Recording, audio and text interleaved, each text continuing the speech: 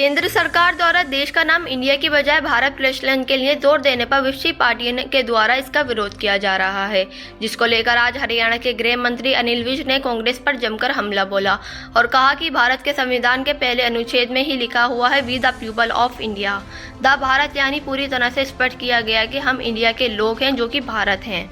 अनिल विज ने कहा कि अगर किसी का प्रचलित नाम कुछ और है और असली नाम कुछ और है तो असली नाम से पुकारने पर ऐतराज क्यों और किसके लिए है। हमारे किसी भी शास्त्र में कहीं इंडिया का उपयोग नहीं है और तो और हमारा राष्ट्रीय गान इंडिया का नहीं भारत भाग्य विधाता लिखा गया है, वहाँ इंडिया विधाता क्यों नहीं लिखा गया। भारत के संविधान के पहले अनुच्छेद में ही लिखा हुआ है we the people of India that is Bharat, यानी हम इंडिया के लोग जो कि भारत है, यानी जिसका नाम भारत है, पूरी तरह से स्पष्ट किया गया है।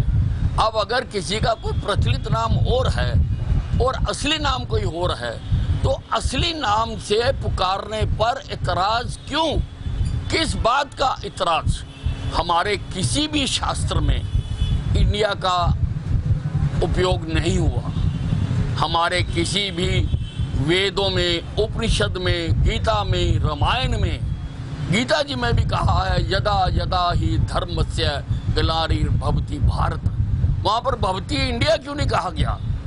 और हमारा जो राष्ट्रीय गान है जन गण मन अधिनायक जाया है भारत भाग्य विधाता, वहाँ इंडिया भाग्य विधाता क्यों नहीं लिखा गया।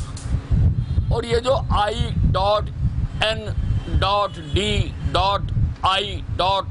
वाले ये कह रहे हैं कि ये हमारे से डर कर ऐसा किया जा रहा है, तो उन्होंने कोई पहली बार तो इंडिया नाम रखा नहीं है।